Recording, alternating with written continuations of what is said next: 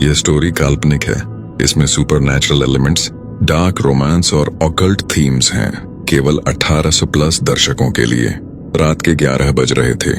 इंदौर के विजयनगर इलाके में एक पुरानी 3 मंजिला इमारत थी, श्री राम अपार्टमेंट्स। दीवारें पीली पड़ चुकी थीं, सीढ़ियों की रेलिंग जगह जगह से टूटी हुई थी और हर रात 12 बजे के बाद ऊपरी मंजिल की लाइट खुद ब खुद बुझ जाती थी। पुराने किराएदार कहते थे कि इमारत में कुछ है। नए किराएदार हंसते थे। आर्यन शर्मा भी हंसने वालों में था। तीसरी मंजिल का कमरा नंबर 7, छोटा, सस्ता और देवी अहिल्या विश्वविद्यालय से बस 15 मिनट की दूरी पर। बीएससी फाइनल ईयर का स्टूडेंट था वो। फिजिक्स उसका सब्जेक्ट था, लॉजिक उसका रिलीजन था और भूत प्रेत उसके लिए बस अनएजुकेटेड लोगों का डर था। कमरे में एक पुरानी स्टडी टेबल थी, उस पर ढेर सारी किताबें थीं, क्वांटम मैकेनिक्स, एस्ट्रोफिजिक्स और उनके बीच दबी हुई एक किताब जो उसने कभी खरीदी नहीं थी। वो किताब वहां बस थी, हमेशा से। आर्यन ने कभी इस पर ध्यान नहीं दिया था। उस रात वो अपने लैपटॉप पर एक यूट्यूब वीडियो देख रहा था, real paranormal experiences of Indian truck drivers. उसे नहीं पता था कि यह इंटरेस्ट कब से आया था। शायद पिछले महीने से, जब उसके रूममेट ने उसे ऐसे कुछ वीडियोस दिखाए थे। आर्यन को स्टोरीज अच्छी लगती थीं, उनमें क्रिएटिविटी थी, इमेजिनेशन थी, लेकिन सच नहीं। उसके लिए ये सब एंटरटेनमेंट था, कुछ नहीं। तभी कमरे की खिड़की खुली। हवा नहीं थी बाहर। आर्यन ने वीडियो पॉज किया, उठकर खिड़की बंद की, वापस बैठ गया, वीडियो शुरू की। 3 मिनट बाद खिड़की फिर खुली। यार, उसने धीरे से कहा। उठा, खिड़की बंद की, इस बार कुंडी लगाई। वीडियो के 5 मिनट बाद उसे नींद आ गई। सपने में उसने कुछ देखा जो उसे सुबह याद नहीं रहा। बस एक धुंधली सी छवि, एक पुरानी हवेली, रेत का मैदान और किसी की आंखें, पीली, गहरी और उसे देखती हुई, जैसे वो आंखें उसे पहचानती हों, जैसे बहुत लंबे इंतजार के बाद आखिरकार वो मिला हो जिसे ढूंढ रहे थे। सुबह 6 बजे अलार्म बजा। आर्यन ने आंखें खोली। कमरा वैसा ही था, स्टडी टेबल वैसी ही थी, किताबें वैसी ही थीं। बस एक फर्क था, वो पुरानी किताब जो कभी कभी उसकी नजर पड़ती थी और वो इग्नोर कर देता था, आज टेबल के बिल्कुल ऊपर थी, बाकी सब किताबों के ऊपर, जैसे किसी ने रात में निकाल कर रख दी हो। आर्यन ने उठाई। धूल पड़ी थी उस पर, पुरानी, भारी, सालों की, लेकिन कवर साफ था। कोई टाइटल नहीं था, कोई पब्लिशर नहीं था, बस एक चिन्ह था, अजीब, हाथ से बना हुआ, जैसे किसी ने नाखून से खींचा हो। उसने किताब पलटाई। अंदर के पेजेस खाली थे। किसकी है यह? उसने खुद से पूछा। कोई जवाब नहीं था। उसने किताब वापस रख दी और कॉलेज जाने की तैयारी करने लगा। लेकिन उस दिन पूरे दिन उसे एक अजीब सी बेचैनी रही, जैसे कुछ छूट गया हो, जैसे कुछ याद करना था जो याद नहीं आ रहा था। देवी अहिल्या विश्वविद्यालय का कैंपस बड़ा था। आर्यन की क्लास सुबह 9 बजे शुरू होती थी। फिजिक्स का लेक्चर था, वेव थ्योरी। प्रोफेसर मेहता बोल रहे थे, बोर्ड पर इक्वेशंस लिख रहे थे और आर्यन नोट्स ले रहा था। सब नॉर्मल था। तभी उसके बाईं तरफ की सीट पर कोई आकर बैठा। आर्यन ने नजर उठाई। लड़की थी, उम्र करीब 19-20। दुपट्टा था उसके सिर पर, लाल रंग का, पर हल्का, जैसे घर के बड़ों ने डाल दिया हो। आंखें गहरी भूरी थीं और उनमें एक अजीब सी गंभीरता थी जो उस उम्र में कम दिखती है। हाथ में एक पुरानी नोटबुक थी जिसके कवर पर कुछ संस्कृत के अक्षर लिखे थे। ये सीट खाली है? उसने आर्यन से पूछा। आवाज धीमी थी। हाँ, आर्यन ने कहा और वापस नोट्स लिखने लगा। 5 मिनट बाद उसने फिर नजर उठाई। लड़की लेक्चर सुन रही थी, ध्यान से, बिल्कुल सीधी बैठकर। उसकी नोटबुक पर कुछ लिखा हुआ था जो इक्वेशंस नहीं था, जो फिजिक्स नहीं था। आर्यन ने देखा और देखता रह गया। वो सिंबल्स थे, वही सिंबल्स जो उस खाली किताब के कवर पर थे। उसने पूरा दिन उस लड़की के बारे में सोचा। शाम को कैंटीन में उसके दोस्त रोहन ने पूछा, क्या हुआ, आज कहीं और ही था तू? वो नई लड़की फिजिक्स में आई थी आज। कौन? पता नहीं नाम, लाल दुपट्टा था, पुरानी नोटबुक। रोहन ने सोचा, अरे वो होगी शायद वो जो नया एडमिशन हुआ है। सुना था कोई बाहर से आई है, उज्जैन के पास से। उज्जैन? हाँ, क्यों? आर्यन ने कुछ नहीं कहा, लेकिन उसे याद आया, उज्जैन तंत्र विद्या का केंद्र, महाकाल की नगरी, जहां रात को सड़कों पर अघोरी चलते हैं और श्मशान की राख से माथे पर तिलक लगाते हैं। कुछ नहीं, उसने कहा, बस ऐसे ही। उस रात आर्यन ने फिर वो खाली किताब उठाई। इस बार उसने ध्यान से देखा। पेजेस वाकई खाली थे, सफेद, बिना किसी लिखावट के। लेकिन जब उसने किताब को लैंप की रोशनी के सामने रखा, बिल्कुल सीधा, तो उसे कुछ दिखा। पेजेस पर कुछ था उभरा हुआ, जैसे किसी ने दबाव से लिखा हो, पर स्याही नहीं लगाई, बहुत महीन। वो पढ़ने की कोशिश करने लगा।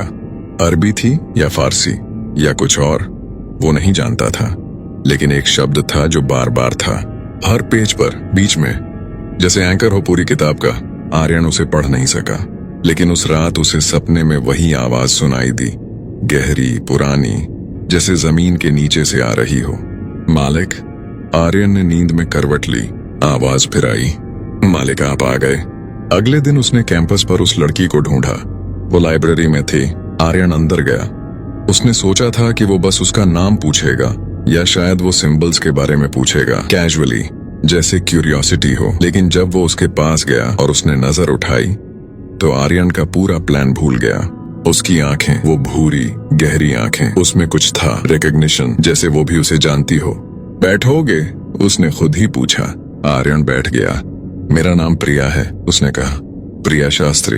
आर्यन, जानती हूँ। आर्यन रुक गया। कैसे? प्रिया ने एक पल के लिए उसे देखा, फिर वापस अपनी किताब में झुक गई।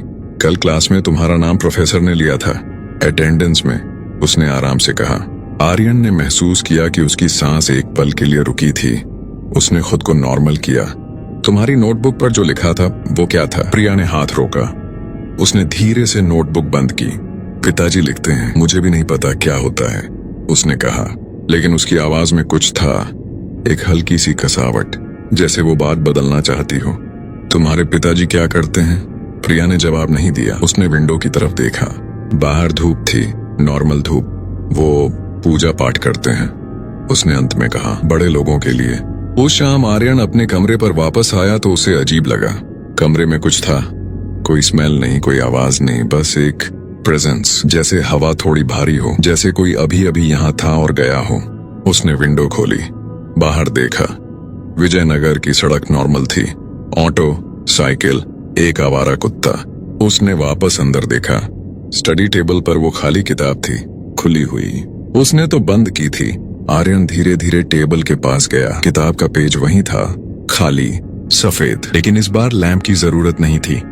इस बार एक शब्द साफ दिख रहा था, गहरे काले अक्षरों में, जो पहले नहीं थे। एक ही शब्द, खबरदार। आर्यन ने किताब बंद की, जोर से। उसका दिल तेज नहीं धड़क रहा था।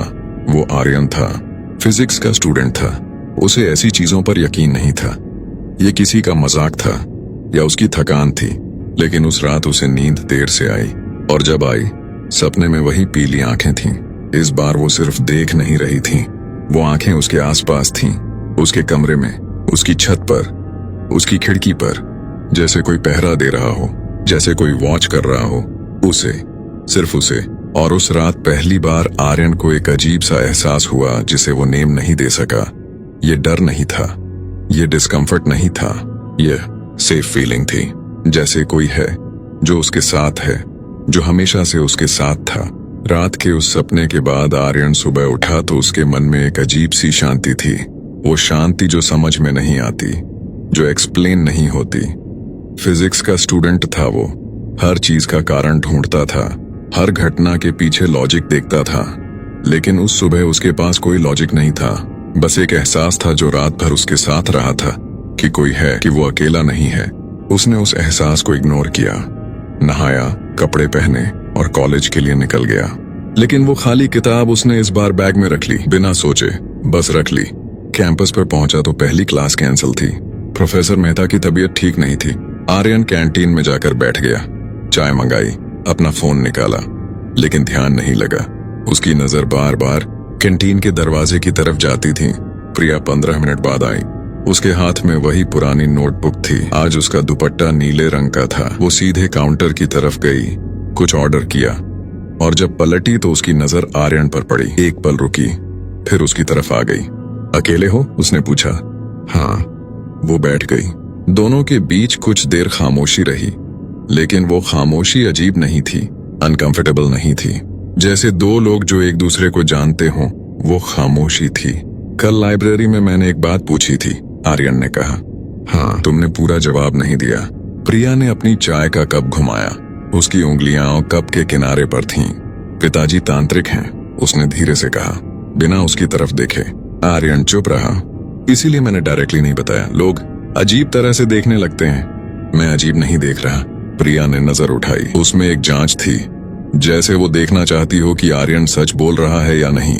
तुम्हें ऐसी चीजों पर यकीन है? उसने पूछा। आर्यन ने एक पल सोचा, नहीं, लेकिन मुझे इंटरेस्टिंग लगती हैं ऐसी स्टोरीज। प्रिया मुस्कुराई, पहली बार, और वो मुस्कान ऐसी थी जो देखने वाले को रोक दे। तुम ऑनेस्ट हो? ज्यादातर लोग प्रिटेंड करते हैं, या तो बिलीव करते हैं या मजाक उड़ाते हैं। मैं दोनों नहीं करता। उस दिन वो 1 घंटे बैठे रहे, बातें होती रहीं, फिजिक्स की, उज्जैन की, इंदौर की। प्रिया ने बताया कि वो पहली बार घर से इतनी दूर रही है, कि उसे शहर अजीब लगता है, कि उसे पुरानी चीजें पसंद हैं, पुरानी इमारतें, पुरानी किताबें, पुराने रास्ते। आर्यन ने सोचा, उसे भी पुरानी चीजें पसंद थीं। उसे कभी पता नहीं था ये। जब वो उठने लगी तो आर्यन ने बैग से वो खाली किताब निकाली। ये देखो। प्रिया ने किताब को देखा। उसका चेहरा एक पल के लिए बदला, बहुत हल्का सा। एक पल के लिए उसकी आंखें सिकुड़ी, जैसे उसने कुछ पहचाना हो। ये कहाँ मिली तुम्हें? उसने पूछा। आवाज वही थी, शांत, लेकिन उसमें एक तनाव था जो पहले नहीं था। कमरे में थी हमेशा से, पर कभी ध्यान नहीं दिया। प्रिया ने किताब छुई नहीं। उसने अपने हाथ पीछे किए। इसे घर पर रखो और खोलो मत रात को। क्यों? प्रिया ने उसकी आंखों में देखा। बस। वो चली गई। आर्यन वहां बैठा रहा। उसके हाथ में किताब थी और उसके मन में एक सवाल था जो वो पूछ नहीं पाया था। तुमने उसे पहचाना ना? उस हफ्ते दोनों रोज मिले, लाइब्रेरी में, कैंटीन में, कभी कभी कैंपस के पुराने बरगद के नीचे जहां कोई नहीं बैठता था, क्योंकि वहां अक्सर कौए आते थे और शोर करते थे। लेकिन जब आर्यन और प्रिया वहां बैठते थे, कौए नहीं आते थे। आर्यन ने एक दिन यह नोट किया। प्रिया ने बस हल्के से कहा, जानवर सेंस करते हैं। क्या सेंस करते हैं? कि कौन सेफ है। उन बातों में प्रिया ने धीरे धीरे कुछ चीजें बताई, कि उसके पिता पंडित शिवनाथ शास्त्री इंदौर से बाहर एक पुरानी जगह रहते थे, कि वो कभी कभी वीकेंड्स पर घर जाती थी, कि पिताजी चाहते थे कि वो तांत्रिक विद्या सीखे, लेकिन उसने मना किया और कॉलेज आ गई। वो नाराज हैं? आर्यन ने पूछा। नाराज नहीं, लेकिन वो हर चीज कंट्रोल करना चाहते हैं, हर चीज। उसने यह आखिरी शब्द किसी और मीनिंग से कहा था। आर्यन समझ नहीं पाया। उन दिनों आर्यन को कुछ और भी नोटिस हो रहा था। जब वो अकेला होता था, रात को या सुबह जल्दी, कमरे में एक अजीब सी गर्मी आती थी, जैसे कोई बैठा हो पास में, उसके शोल्डर के पास। और कभी कभी उसे लगता था जैसे उसकी स्टडी टेबल के पास कुछ हिला, एक पल के लिए, जैसे साया हो। उसने हर बार रैशनल एक्सप्लेनेशन ढूंढा, हवा, थकान, आंखों का धोखा। एक रात उसे यूट्यूब पर एक वीडियो मिली जिन्नात के बारे में, इस्लामिक ऑकल्ट की। उसने देखी, फिर एक और देखी, फिर एक और। रात के 2 बज गए। उसने लैपटॉप बंद किया और लेट गया। अंधेरे में छत देखता रहा। अगर सच में कोई होता तो, उसने खुद से धीरे से कहा। फिर रुका। नो, ये सब बकवास है। उसी पल कमरे का बल्ब एक बार झिलमिलाया, बस एक बार। आर्यन ने उसे इग्नोर किया, लेकिन उस रात सपने में वो पीली आंखें फिर थीं, और इस बार उनके साथ एक आकृति भी थी, धुंधली, बड़ी, जैसे धुएं से बनी हो। और वो आकृति उसके सामने झुकी, जैसे अदब से, जैसे कोई पुराना वफादार हो। आर्यन ने सपने में कहा, तुम कौन हो? आकृति ने जवाब नहीं दिया, बस और झुक गई। शुक्रवार की शाम प्रिया ने कहा कि वो वीकेंड पर घर जा रही है। कब वापस आओगी? रविवार रात। उसने बैग उठाई, फिर रुकी, पलटी। आर्यन, वो किताब। हाँ? उसे किसी को मत दिखाना, और रात को अगर कुछ भी अजीब लगे, घबराना मत। आर्यन ने मुस्कुराया। तुम मुझे डराने की कोशिश कर रही हो? प्रिया ने नहीं मुस्कुराया। नहीं। वो चली गई। उस शाम पंडित शिवनाथ शास्त्री अपनी पुरानी हवेली में बैठे थे। इंदौर से 30 किलोमीटर दूर एक छोटा सा गांव था, देवगढ़। गांव के बाहर एक टूटी हुई हवेली थी जिसे गांव वाले रात को पार नहीं करते थे। वहां शास्त्री जी रहते थे, अकेले, या अकेले नहीं, कमरे में दिए जल रहे थे। दीवारों पर यंत्र बने हुए थे, खून से, राख से, हल्दी से। कोने में एक बड़ा पीतल का पात्र था जिसमें कुछ जल रहा था। धुआं काला था, लेकिन स्मेल अजीब थी, न अगरबत्ती जैसी न लकड़ी जैसी। शास्त्री जी की उम्र 60 के करीब थी। लंबे दुबले सफेद बाल, लेकिन उनकी आंखें पुरानी नहीं लगती थीं, तेज थीं, बहुत तेज, जैसे उनमें कुछ जलता हो। वो एक छोटी सी तस्वीर देख रहे थे, तस्वीर में प्रिया थी और उसके बगल में एक लड़का था जो उन्होंने पहले कभी नहीं देखा था। उनकी उंगलियां तस्वीर के किनारे पर थीं। वो रुके, उन्होंने लड़के का चेहरा ध्यान से देखा, फिर उनकी नजर उसके कंधे के पास गई। तस्वीर में, उस जगह, और उनका चेहरा बदल गया। वो एक पल के लिए बिल्कुल स्टिल हो गए, जैसे पत्थर हो गए हों। फिर उन्होंने तस्वीर नीचे रखी, धीरे से उठे, कमरे के सबसे अंधेरे कोने में गए जहां एक पुराना लकड़ी का संदूक था, बंद जंजीर से। उस पर ताला था जो आम ताला नहीं था। उस पर भी यंत्र बने थे। शास्त्री जी ने उस संदूक पर हाथ रखा और बहुत धीरे से कहा, जागो। उस पल हवेली में हवा बंद हो गई, दिए कांपे और संदूक के अंदर से, बहुत गहरे से, एक सांस की आवाज आई, पुरानी, भारी, जैसे 200 साल की नींद से कोई जाग रहा हो। उसी रात इंदौर में आर्यन के कमरे में वो खाली किताब फिर खुल गई। आर्यन सो रहा था। किताब के पेजेस धीरे धीरे पलटे, बिना हवा के, बिना किसी हाथ के। एक पेज पर रुके और उस पेज पर धीरे धीरे शब्द उभरे, जैसे कोई अदृश्य कलम हो। खतरा है, 2 शब्द। कमरे के कोने में, जहां हमेशा थोड़ा अंधेरा रहता था, चाहे कितनी भी रोशनी हो, कुछ था, कोई था जो वहां खड़ा था, जो देख रहा था, जो 300 साल से देख रहा था। और आज पहली बार उसे लगा कि वो जिसकी रक्षा करता आया था, जिसे वो हर जन्म में ढूंढता आया था, वो फाइनली मिल गया। और उसके आसपास जो आ रहा था वो भी उसे दिख रहा था। आर्यन को नहीं दिखता था, अभी नहीं, लेकिन जो उसके कमरे के कोने में खड़ा था उसे सब दिखता था और वो तैयार था। रविवार की रात प्रिया वापस आई तो उसका चेहरा अलग था। आर्यन ने अगले दिन सुबह उसे कैंपस के गेट पर देखा। वही नीला दुपट्टा था, वही पुरानी नोटबुक थी, लेकिन कुछ था जो बदल गया था। उसकी आंखों के नीचे हल्के घेरे थे, होंठ थोड़े सूखे थे, और वो चलते वक्त एक बार रुकी, बस एक पल के लिए, जैसे कुछ याद कर रही हो या कुछ भूलने की कोशिश कर रही हो। आर्यन उसके पास गया। सब ठीक है? हाँ, जवाब तुरंत था, थोड़ा ज्यादा तुरंत। घर पर सब ठीक है आर्यन? उसने मुस्कुराने की कोशिश की। वो मुस्कान आई भी, लेकिन वो मुस्कान नहीं थी जो पहले आती थी। वो मुस्कान थोड़ी थकी हुई थी। आर्यन ने और नहीं पूछा। वो दोनों साथ क्लास में गए। प्रोफेसर मेहता आज आए थे। वेव थ्योरी का अगला चैप्टर था। ब्लैक बोर्ड पर इक्वेशंस भरती जा रही थीं और आर्यन नोट्स ले रहा था, लेकिन उसका ध्यान बार बार प्रिया की तरफ जाता था। वो ध्यान से लेक्चर सुन रही थी या सुनने का नाटक कर रही थी। उसकी पेन नोटबुक पर थी, लेकिन कुछ लिख नहीं रही थी।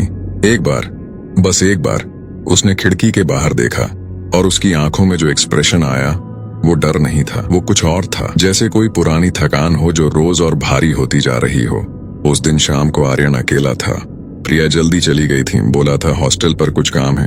रोहन अपने घर गया हुआ था। कैंपस खाली होने लगा था। आर्यन बरगद के नीचे बैठा था, वही जगह जहां कोए नहीं आते थे। वो अपने फोन पर एक पैरानॉर्मल पॉडकास्ट सुन रहा था।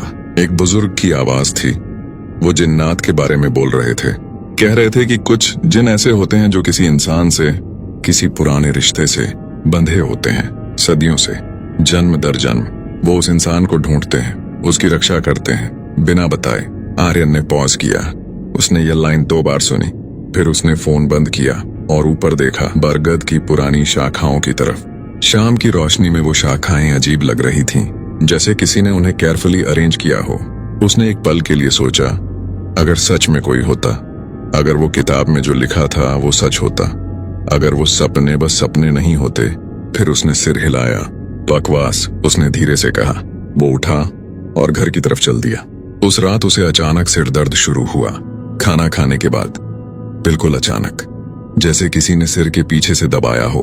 आर्यन ने सोचा थकान है, पैरासीटामोल ली, लेट गया। दर्द कम नहीं हुआ।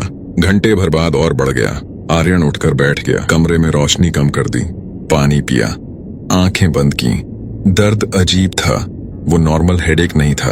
वो एक तरफ से आ रहा था, बाईं तरफ से, और उसके साथ एक हल्की सी भारीपन थी, जैसे कोई चीज उसके ऊपर हो, जैसे हवा में कुछ मिला हो। उसने खिड़की खोली, बाहर की हवा आई। उसने लंबी सांस ली। थोड़ा बेहतर लगा, बस थोड़ा। वो वापस लेट गया और आंखें बंद कर लीं।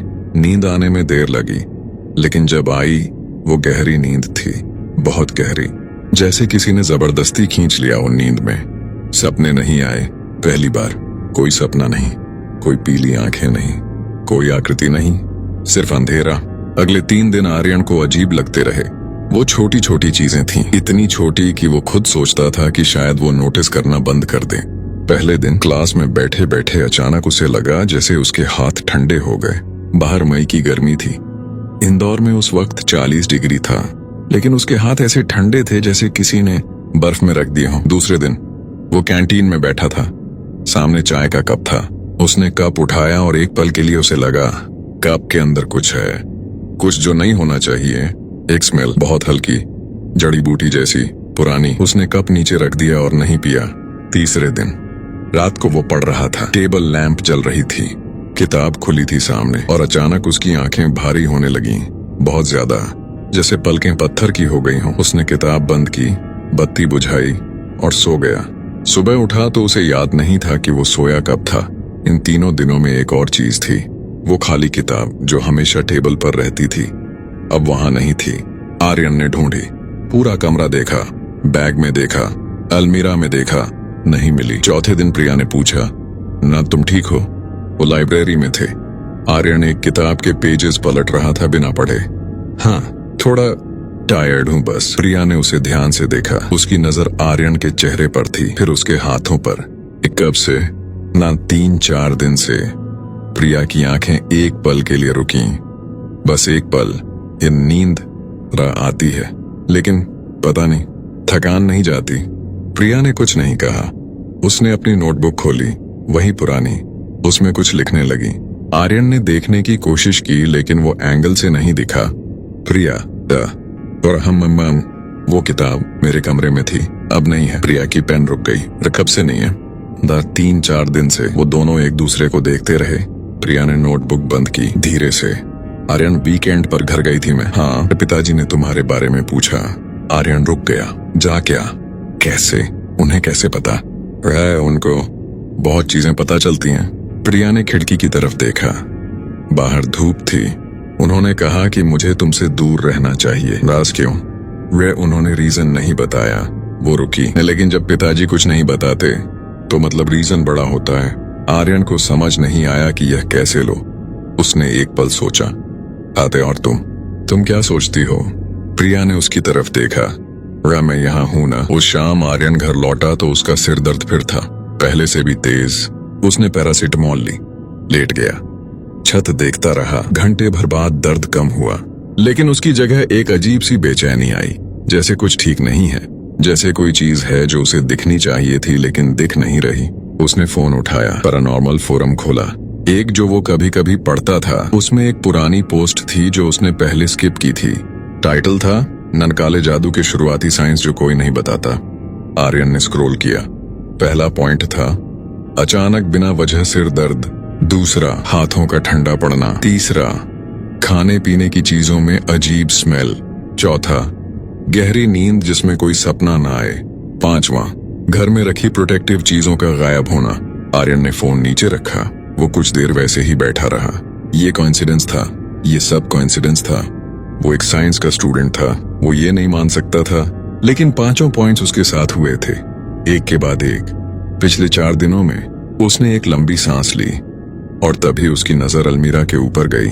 वहां जहां उसने कभी कुछ नहीं रखा था, वो खाली किताब थी, बंद, सीधी, और उसके ऊपर एक चीज थी जो पहले नहीं थी। एक छोटी सी गांठ, काले धागे की, जिसमें कुछ बंधा था, इतना छोटा कि दिखता नहीं था। आर्यन उठा, अलमीरा के पास गया। उसने गांठ उठाई। उसके हाथ में आते ही एक अजीब सी जलन हुई, हल्की, एक पल के लिए, फिर चली गई। उसने गांठ खिड़की की रोशनी में देखी। अंदर कुछ था, काला, दानेदार, राख जैसा, और एक बाल। आर्यन ने गांठ नीचे रखी। वो पीछे हटा। उसका दिमाग कह रहा था ये कुछ नहीं है, लेकिन उसका पूरा बदन कुछ और कह रहा था। एक पुरानी सी सिहरन थी जो रीढ़ से ऊपर आ रही थी। वो वहां कैसे आई? उसने दरवाजा बंद किया था, खिड़की की कुंडी लगाई थी, कोई अंदर नहीं आ सकता था। अगले दिन वो सुबह जल्दी कैंपस गया।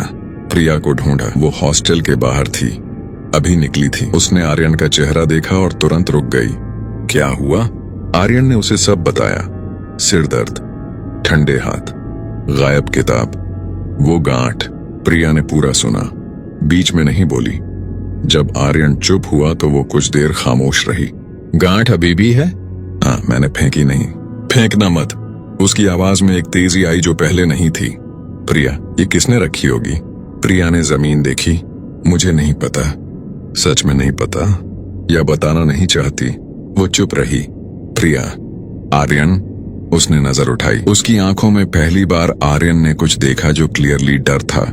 कुछ चीजें हैं जो मैं तुम्हें बता नहीं सकती, अभी नहीं, लेकिन वो रुकी। तुम सेफ हो, मुझे यकीन है। बस अपने कमरे में एक काम करो। क्या? आज रात सोने से पहले कमरे के चारों कोनों में नमक रखो, बस इतना। आर्यन ने उसे देखा। ये सीरियस है? हाँ। आर्यन को हंसी आनी चाहिए थी, लेकिन नहीं आई, क्योंकि उसे याद आया उस फोरम पोस्ट का छठा पॉइंट जो उसने रात को पढ़ा था। जब डाउट हो, नमक। उस रात आर्यन ने नमक रखा। उसे खुद नहीं पता था क्यों। उसने किसी को नहीं बताया। रोहन होता तो हंसता, लेकिन रोहन नहीं था। आर्यन ने चारों कोनों में नमक रखा, फिर वापस आया और बैठ गया। वो रात नॉर्मल थी। सिर दर्द नहीं आया, हाथ ठंडे नहीं हुए, और सपने आए। पहली बार 4 दिन बाद। वो पीली आंखें थीं, वो धुएं की आकृति थी, लेकिन इस बार वो पास थी, बहुत पास। और उसने कुछ कहा। आर्यन सपने में सुन नहीं पाया। आवाज बहुत गहरी थी, जैसे जमीन के नीचे से आ रही हो, लेकिन एक शब्द था जो उसे समझ आया, जागो। सुबह आर्यन उठा तो उसे याद था। वो बिस्तर पर बैठा रहा। पहली बार उसने सीरियसली सोचा, क्या हो रहा है मेरे साथ? और पहली बार उसके मन में वो सवाल आया जिसे वो अब तक टालता आया था, क्या वाकई कोई है? देवगढ़ की हवेली में उस रात पंडित शिवनाथ शास्त्री बहुत देर तक जागे रहे। उनके सामने राख थी, वो राख जो उन्होंने तैयार की थी, जो उन्होंने उस गांठ में बांधी थी, जो उन्होंने एक खास तरीके से उस लड़के के कमरे तक पहुंचाई थी। राख ठंडी थी, उन्होंने हाथ से छुआ। ठंडी राख का मतलब था काम नहीं हुआ। उनका चेहरा कठोर था। 50 साल की साधना थी उनके पास। इंदौर से उज्जैन तक उनका नाम था। लोग उनसे डरते थे, लोग उनके पास आते थे, और जो काम वो करते थे वो कभी असफल नहीं होता था। आज पहली बार असफल हुआ था। एक साधारण लड़का, बीएससी का स्टूडेंट, जिसे तंत्र का क ख ग भी नहीं पता, और उनका काम असफल हुआ। उन्होंने आंखें बंद की। उनकी तीसरी आंख, जो दशकों की साधना से खुली थी, उन्होंने उससे देखने की कोशिश की, उस लड़के को, उसके कमरे को। उन्होंने देखा, और जो दिखा उससे उनकी सांस एक पल के लिए रुक गई। लड़के के पीछे कुछ था, कमरे के कोने में नहीं, लड़के के ठीक पीछे, उसकी परछाई में, उसके साथ जुड़ा हुआ, जैसे कोई ढाल हो, जैसे कोई कवच हो जो दिखता नहीं लेकिन है। और वो कवच पुराना था, बहुत पुराना। शास्त्री जी ने आंखें खोली। उनके हाथ धीरे धीरे मुट्ठी में बंद हुए। उन्होंने अपनी जिंदगी में बहुत कुछ देखा था। भूत देखे थे, पिशाच देखे थे, प्रेत देखे थे, कर्ण पिशाचिनी को काबू किया था। वो सब उन्होंने देखा था और उनसे डरे नहीं थे। लेकिन जो उन्होंने आज उस कोने में देखा था वो जिन था, और वो कोई साधारण जिन नहीं था। शास्त्री जी उठे, संदूक के पास गए, उस पर हाथ रखा। अंदर से वो सांस की आवाज फिर आई, भारी, पुरानी। अभी नहीं, शास्त्री जी ने कहा धीरे से, अभी नहीं, पहले मुझे और जानना है। उन्होंने संदूक से हाथ हटाया और खिड़की के पास गए। रात का आसमान देखा। उनके दिमाग में एक ही सवाल था, वो लड़का इतना प्रोटेक्टेड कैसे है? और वो प्रोटेक्शन, क्या वो जानता है उसे? क्या वो जान पाएगा? और अगर जान गया तो क्या होगा? बाहर रात गहरी थी। देवगढ़ के जंगल में कोई आवाज नहीं थी, और इंदौर में एक छोटे से कमरे में आर्यन सो रहा था, गहरी नींद में। पहली बार बिना किसी भारीपन के, पहली बार किसी की, उसकी हिफाजत में। अमावस्या की रात थी। इंदौर में बादल थे, वो बादल जो बारिश नहीं लाते, बस आसमान को बंद कर देते हैं। चांद नहीं था, तारे नहीं थे, सिर्फ एक भारी काली रात थी जो शहर के ऊपर बैठी थी जैसे कोई पुराना बोझ हो। आर्यन उस रात जल्दी सो गया। कोई वजह नहीं थी, बस नींद आ गई। किताब खुली थी सामने, लैंप जल रही थी और आंखें बंद हो गईं, जैसे किसी ने एक पल में सब बंद कर दिया। देवगढ़ में उसी वक्त पंडित शिवनाथ शास्त्री अपनी हवेली के सबसे अंदरूनी कमरे में थे। ये कमरा हवेली का वो हिस्सा था जहां दिन में भी रोशनी नहीं पहुंचती थी। दीवारें मोटी थीं, पत्थर की, पुरानी। उन पर जो यंत्र बने थे वो महीनों की मेहनत से बने थे। हर रेखा सोचकर खींची गई थी, हर कोण कैलकुलेट किया गया था। ये कमरा शास्त्री जी ने 30 साल पहले तैयार किया था, उस दिन के लिए जब उन्हें अपनी सबसे बड़ी शक्ति इस्तेमाल करनी पड़े। आज वो दिन था, 5 दिए जल रहे थे, पांचों काली बाती के। उनकी लौ सीधी थी, कांप नहीं रही थी, जबकि कमरे में हवा थी, एक अजीब घुमावदार हवा जो बाहर से नहीं आ रही थी। वो हवा कमरे के अंदर से ही थी। बीच में वो संदूक था। शास्त्री जी उसके सामने बैठे थे, आंखें बंद थीं, होंठ हिल रहे थे। मंत्र था, बहुत पुराना, वो जो किसी किताब में नहीं मिलता। वो मंत्र उनके गुरु ने उन्हें दिया था, और उनके गुरु को उनके गुरु ने पीढ़ियों से चला आ रहा था। उन्होंने 3 घंटे पहले शुरू किया था। अब वो आखिरी हिस्से पर थे। उनके माथे पर पसीना था। इतने साल की साधना के बाद भी आज उन्हें पसीना था, क्योंकि आज जो वो जगाने वाले थे वो उन्होंने पिछले 20 सालों में नहीं जगाया था। जब भी जरूरत पड़ी थी उन्होंने दूसरे तरीके काम में लिए थे, छोटे, कंट्रोल्ड। लेकिन वो लड़का, वो जिन जो उसके साथ था, छोटे तरीके काम नहीं आए थे। शास्त्री जी ने आंखें खोली। उन्होंने संदूक की जंजीर पर हाथ रखा। ताला पहले ही खुला हुआ था, उन्होंने घंटों पहले खोल दिया था, बस जंजीर थी। तुम्हें एक काम करना है, उन्होंने संदूक से कहा। आवाज बिल्कुल शांत थी, सिर्फ एक, उस लड़के को जो भी उसे बांधे हुए हैं उसे तोड़ना है, उसे डराना है, इतना डराना है कि वो टूट जाए। अंदर से वो सांस आई, भारी, पुरानी, जैसे पहाड़ सांस ले रहा हो। मारना नहीं है, शास्त्री जी ने कहा, अभी नहीं, बस तोड़ना है। एक पल की खामोशी, फिर जंजीर अपने आप हटी, संदूक का ढक्कन अपने आप उठा, और उस कमरे में जहां 5 दिए जल रहे थे, एक पल के लिए सब बुझ गए। अंधेरा था पूरा। फिर दिए फिर जले, लेकिन संदूक खाली था। इंदौर में आर्यन की नींद अचानक टूटी। कोई आवाज नहीं थी, कोई सपना नहीं था, बस आंखें खुल गईं अचानक, जैसे किसी ने हिलाया हो। कमरे में अंधेरा था, लैंप बुझ चुकी थी। आर्यन ने फोन उठाया। रात के 2 बज रहे थे। उसने लैंप जलाने के लिए हाथ बढ़ाया और रुक गया। कमरे में कोने में वो अंधेरा था जो हमेशा रहता था, जो रोशनी में भी रहता था। लेकिन आज वो अंधेरा अलग था। वो हिल रहा था, धीरे धीरे, जैसे सांस ले रहा हो। आर्यन का हाथ लैंप पर था। उसने स्विच दबाया, रोशनी आई, कोना खाली था। आर्यन ने लंबी सांस ली। उसने सोचा, थकान है, आंखों का धोखा है। उसने लैंप बुझाई, वापस लेट गया, आंखें बंद की। 30 सेकंड, फिर कमरे में वो स्मेल आई। वो जड़ी बूटी वाली स्मेल नहीं थी जो पहले आती थी, ये अलग थी, भारी, पुरानी, जैसे बरसों से बंद कोई जगह अचानक खुल गई हो। आर्यन ने आंखें खोली। छत पर कुछ था। वो शैडो नहीं था, वो शेप था, बड़ा, इंसान जैसा, लेकिन इंसान नहीं। उसके हाथ लंबे थे, बहुत लंबे। उसका सिर था, लेकिन चेहरा नहीं था, बस एक गहरा काला धुआं जो शेप में था। वो छत पर था और वो आर्यन को देख रहा था। आर्यन का पूरा बदन जम गया। ये उसकी थकान नहीं थी, ये उसकी आंखों का धोखा नहीं था। वो वहां था। वो शेप धीरे धीरे नीचे आने लगी, छत से दीवार की तरफ, दीवार से नीचे, जैसे ग्रेविटी उस पर काम नहीं करती। आर्यन हिल नहीं पाया। उसके पैर थे, वो जानता था, लेकिन वो नहीं उठ रहे थे। उसका गला था, लेकिन आवाज नहीं निकल रही थी। बस उसकी आंखें थीं जो खुली थीं, और वो शेप को देख रही थीं जो उसकी तरफ आ रही थी। 200 साल पुरानी चीज थी वो। 200 साल की भूख थी उसमें। 200 साल का अंधेरा था। वो आर्यन के बिस्तर के पास आई और रुकी एक पल। फिर उसने अपना वो लंबा हाथ आर्यन की तरफ बढ़ाया, और उसी पल कमरे में कुछ बदला। वो हवा जो हमेशा आर्यन के कंधे के पास रहती थी, वो गर्मी जो रात को आती थी, वो एक पल में ठंडी नहीं हुई, बल्कि और गर्म हो गई, बहुत गर्म, जैसे आग नहीं, लेकिन आग से पुरानी कोई चीज। और वो अंधेरी शेप जो 200 साल पुरानी थी, एक पल के लिए रुकी, जैसे उसे कुछ दिखा, जैसे उसने कुछ महसूस किया जो उसे रोक रहा था। आर्यन को नहीं दिखा। आर्यन को बस इतना दिखा कि वो शेप जो उसके इतने पास थी, वो एक पल में पीछे हटी, धीरे नहीं, तेजी से, जैसे किसी ने धक्का दिया हो।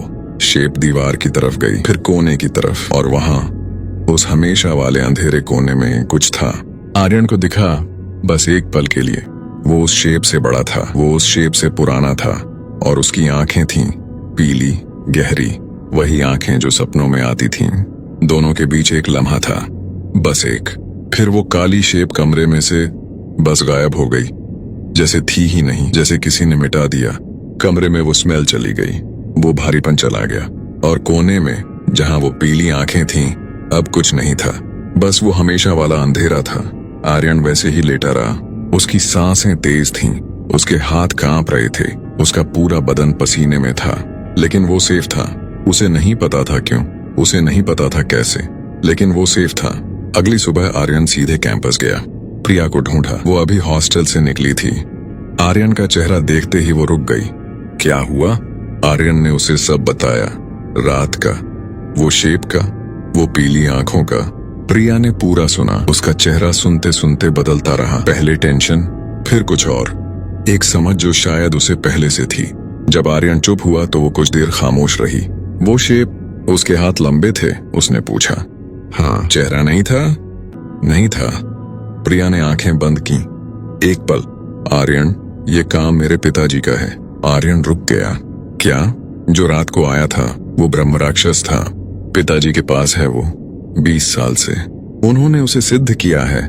प्रिया की आवाज कांप रही थी। उन्होंने उसे तुम पर छोड़ा। आर्यन का दिमाग एक पल के लिए बंद हो गया। लेकिन क्यों? मैंने क्या किया है? प्रिया ने उसकी आंखों में देखा। उसकी आंखों में दर्द था।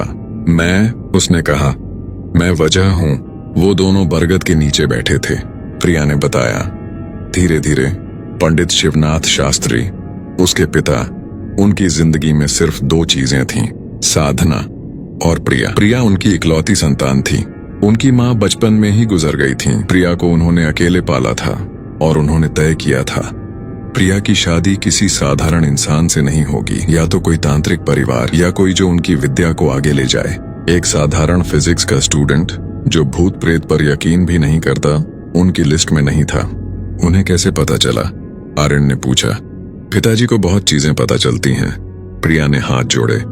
वो हर हफ्ते देखते हैं मुझे, मेरे आसपास को। स्पाई करते हैं तुम पर। वो उसे प्रोटेक्शन कहते हैं। आर्यन कुछ नहीं बोला।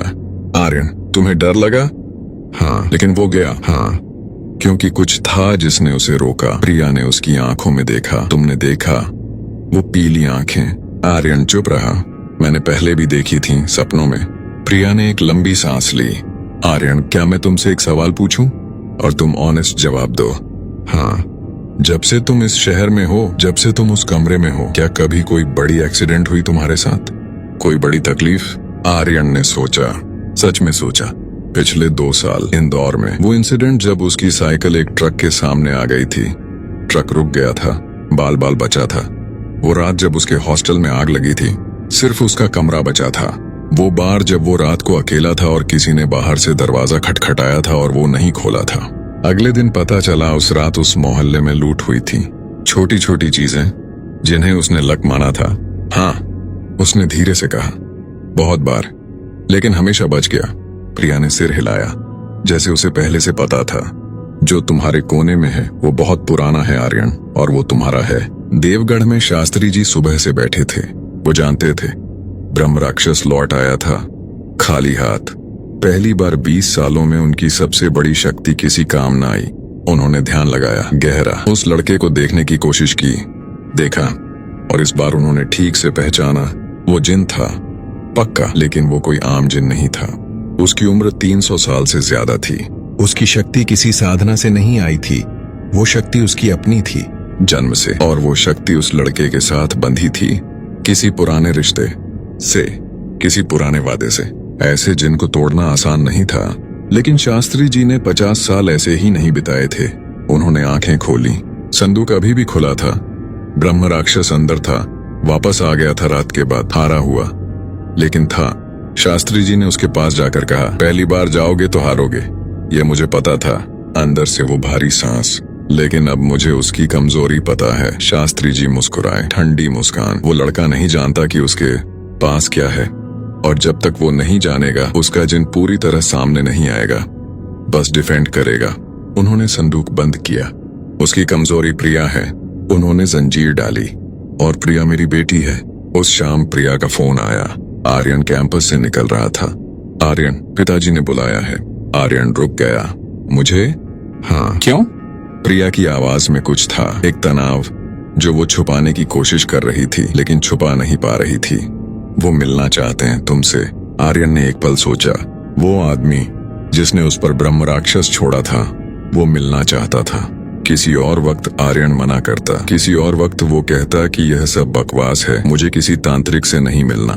लेकिन आज रात उसने जो देखा था, वो शेप, वो पीली आंखें और प्रिया का चेहरा जब वो बोल रही थी। कब? उसने पूछा। कल शाम। ठीक है। फोन रखा। आर्यन ने एक बार अपने कंधे की तरफ देखा। कुछ नहीं था, लेकिन वो गर्मी थी, वो हमेशा वाली। और पहली बार आर्यन ने उसे इग्नोर नहीं किया। पहली बार उसने उस गर्मी को, उस प्रेजेंस को एक्नॉलेज किया। तुम हो ना? उसने बहुत धीरे से कहा। अकेला था वो, हवा नहीं चली, कोई जवाब नहीं आया, लेकिन वो गर्मी थोड़ी और बढ़ गई। जैसे हाँ, देवगढ़ का रास्ता शाम को और सुनसान हो जाता था। इंदौर से निकलो तो पहले शहर की भीड़ होती है, ऑटो, बाजार, लोग, फिर धीरे धीरे सब कम होता जाता है। सड़क पतली होती जाती है, पेड़ घने होते जाते हैं, और एक मोड़ के बाद जहाँ एक पुराना टूटा हुआ मंदिर है जिसमें कोई पूजा नहीं करता, वहां से देवगढ़ शुरू होता है, या शुरू होता था, क्योंकि देवगढ़ अब गांव कम, खंडहर ज्यादा था। जो लोग थे वो शास्त्री जी की वजह से थे, और जो चले गए थे वो भी शास्त्री जी की वजह से चले गए थे। आर्यन और प्रिया उस शाम एक पुरानी बस से आए थे। रास्ते भर प्रिया चुप रही थी। आर्यन ने एक दो बार बात करने की कोशिश की, लेकिन उसके जवाब छोटे थे, एक शब्द के, जैसे वो अपनी सारी एनर्जी किसी और चीज के लिए बचा रही हो। बस से उतरे तो अंधेरा होने लगा था। हवेली दूर से दिखती थी, पेड़ों के पीछे से। उसकी एक खिड़की में रोशनी थी, बाकी सब अंधेरा। प्रिया, आर्यन ने चलते चलते कहा। अगर कुछ गलत हो जाए तो? प्रिया ने उसकी तरफ देखा। उसकी आंखें शाम की रोशनी में अजीब लग रही थीं, गहरी, पुरानी। उन आंखों में उसकी उम्र नहीं थी। तुम्हारे साथ जो है वो तुम्हें कुछ नहीं होने देगा। तुम्हें? प्रिया ने जवाब नहीं दिया। आर्यन रुक गया। उसने उसका हाथ पकड़ा। प्रिया। वो रुकी, पलटी। मुझे तुम्हारी चिंता है, तुम्हारी। प्रिया की आंखों में कुछ कांपा एक पल के लिए, फिर उसने हाथ दबाया हल्के से। चलो। हवेली का दरवाजा खुला था। अंदर जाते ही वो स्मेल आई, धुएं की, राख की, और कुछ और जो आर्यन पहचान नहीं सका। दीवारों पर दिए जल रहे थे, लेकिन उनकी रोशनी नॉर्मल नहीं थी। वो रोशनी थोड़ी पीली थी, थोड़ी भारी। बड़े कमरे में शास्त्री जी बैठे थे। पहली बार आर्यन ने उन्हें देखा। लंबे, दुबले, सफेद बाल जो कंधों तक थे, सफेद कुर्ता, माथे पर राख का तिलक, और आंखें जो आर्यन ने सोचा था कि बुजुर्ग होंगी, वो बुजुर्ग नहीं थीं, वो तेज थीं। इतनी तेज कि आर्यन को एक पल के लिए लगा जैसे वो उसके अंदर देख रहे हों। बैठो, शास्त्री जी ने कहा। आवाज गहरी थी, शांत। आर्यन बैठ गया। प्रिया उसके बगल में बैठी। शास्त्री जी ने आर्यन को ऊपर से नीचे तक देखा, फिर उसके कंधे के पास देखा, उस जगह जहां हमेशा वो गर्मी रहती थी।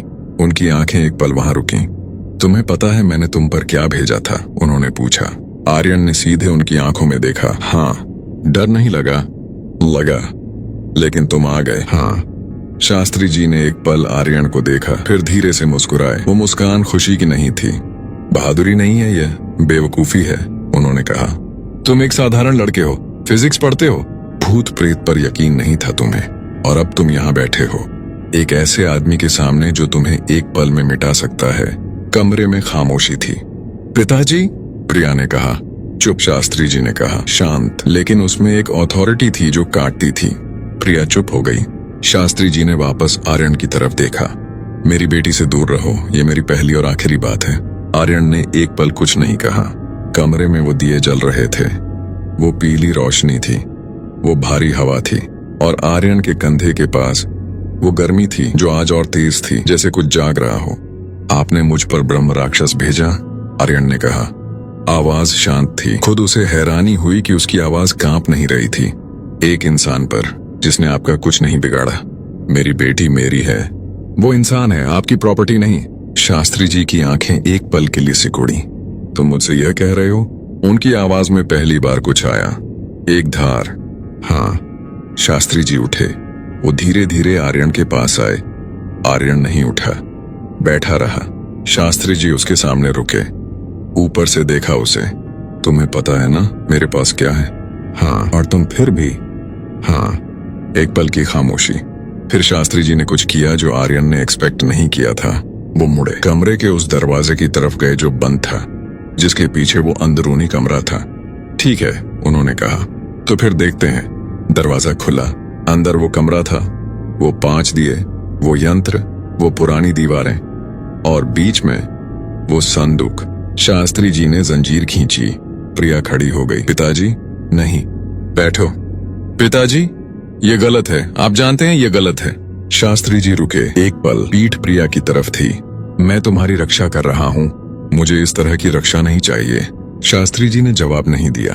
उन्होंने संदूक खोला और वो भारी सांस आई, पुरानी, गहरी, इस बार और तेज, जैसे 200 साल की नींद के बाद कोई पूरी तरह जाग रहा हो। कमरे में वो स्मेल आई। वो 5 दिए एक साथ कांपे और संदूक में से धीरे धीरे वो शेप निकलने लगी। आर्यन खड़ा था। वो शेप पूरी तरह निकली, इस बार और बड़ी लग रही थी। दिन की रोशनी में या उन दियों की रोशनी में वो और भयानक थी। उसके लंबे हाथ, उसका चेहरा विहीन सिर, उसके चारों तरफ वो काला धुआं। 200 साल की भूख। वो आर्यन की तरफ मुड़ा। आर्यन के पैर नहीं कांपे। उसे खुद नहीं पता था क्यों। शायद इसीलिए कि उसे पता था कुछ था जो उसके साथ था। आर्यन, पीछे हटो, प्रिया की आवाज थी। आर्यन ने नहीं हटा। ब्रह्म राक्षस आगे बढ़ा और उसी पल कमरे में वो गर्मी आई। वो हमेशा वाली नहीं, यह अलग थी।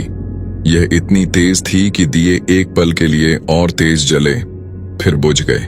अंधेरा, पूरा अंधेरे में एक रोशनी थी, पीली। आर्यन के बगल में वो रोशनी धीरे धीरे शेप लेने लगी।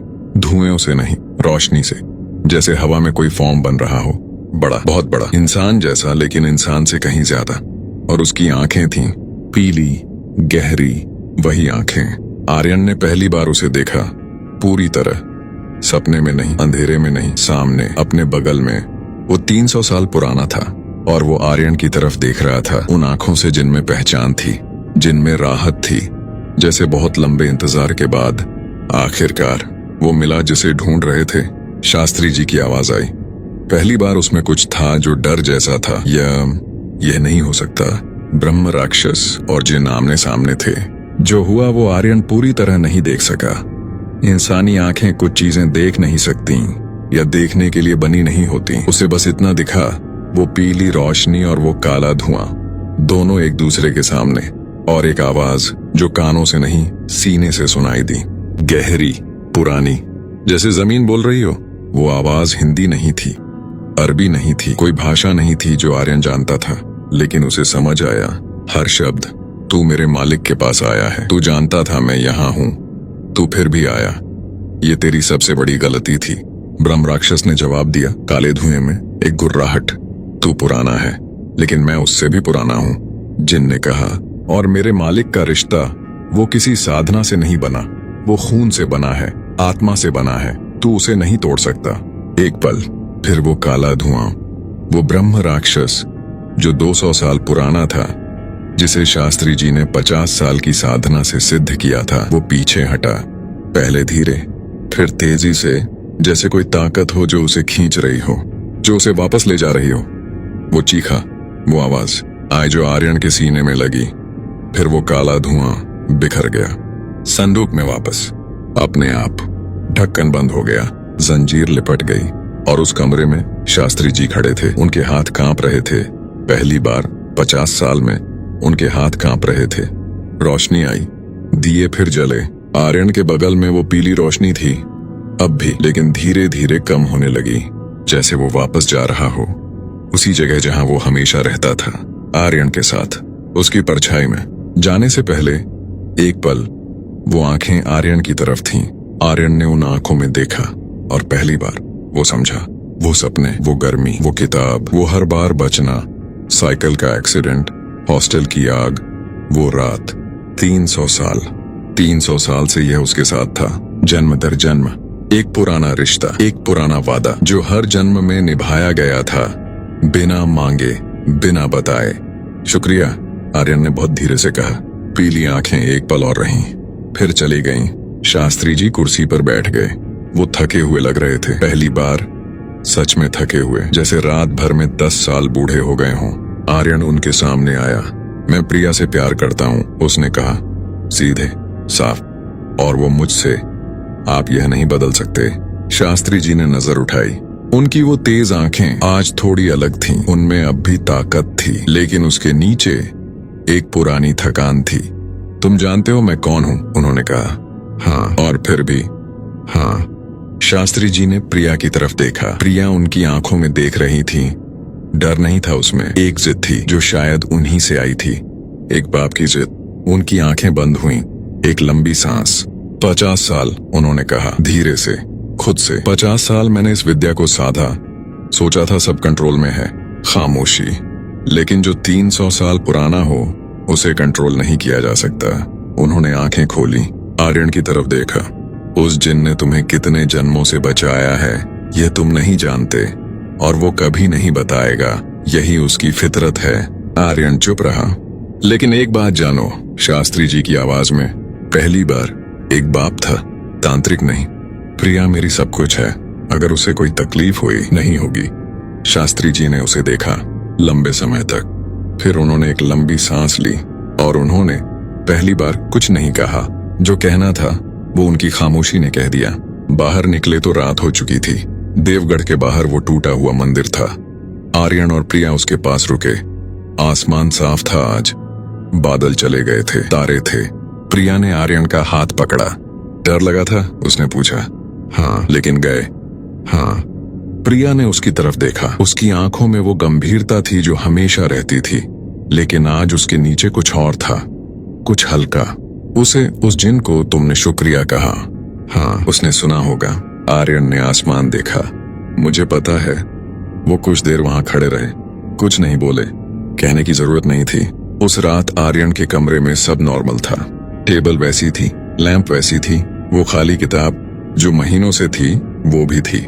लेकिन आज आर्यन ने उसे उठाया और ध्यान से देखा। पेजेस खाली थे, सब खाली, लेकिन आखिरी पेज पर एक चीज थी, एक चिन्ह, वही जो कवर पर था, नाखून से खींचा हुआ। और उसके नीचे बहुत महीन, बहुत हल्के अक्षरों में एक वाक्य। अगले जन्म में भी। आर्यन ने किताब बंद की। वो मुस्कुराया और कमरे के उस हमेशा वाले अंधेरे कोने में जहां कुछ नहीं था, एक पल के लिए वो पीली रोशनी आई। बस एक पल, फिर चली गई। कुछ रिश्ते इंसानी नहीं होते, कुछ रिश्ते वक्त से पुराने होते हैं, जन्म से पुराने। वो रिश्ते किताबों में नहीं लिखे जाते, वो आत्मा में लिखे जाते हैं। और जब दो आत्माएं मिलती हैं, चाहे कितने भी जन्म बाद, वो पहचान होती है, वो गर्मी होती है, वो एहसास होता है कि तुम थे, हमेशा से थे। आर्यन को एक तांत्रिक की बेटी से प्यार हुआ। एक तांत्रिक ने उस पर अपनी सबसे बड़ी शक्ति छोड़ी, और वो बचा क्योंकि उसके साथ कुछ था जो किसी साधना से नहीं आया था, जो किसी किताब में नहीं था, जो 300 साल पुराना था और जो अगले 300 साल भी वहीं रहेगा। ये डार्क लेजेंड की दुनिया है, जहां हर कहानी सच लगती है, जहां हर आवाज पुरानी है, जहां रात के अंधेरे में अगर ध्यान से सुनो तो कुछ सुनाई देता है, कुछ जो हमेशा से था, कुछ जो हमेशा रहेगा। अगर यह कहानी तुम्हारे दिल तक पहुंची, अगर किसी पल तुम्हारी सांस रुकी, अगर किसी पल तुम्हारी रीढ़ में कुछ सिहरा, तो डार्क लेजेंड का यह चैनल तुम्हारे लिए है। इस वीडियो को लाइक करो, डार्क लेजेंड को अभी सब्सक्राइब करो, क्योंकि ऐसी कहानियां और आनी है। हर कहानी नई, हर कहानी पुरानी, हर कहानी तुम्हारे लिए। और नीचे कमेंट में बताओ ये कहानी कैसी लगी। क्या ऐसी स्टोरीज हमें लाते रहना चाहिए? और सबसे जरूरी, इस पूरी कहानी का कौन सा हिस्सा तुम्हें सबसे ज्यादा अच्छा लगा? जिनका पहली बार प्रकट होना, आर्यन का शास्त्री जी के सामने खड़े रहना, या वो आखिरी किताब का वाक्य? डार्क लेजेंड पर आने का शुक्रिया। अंधेरे में मिलते हैं।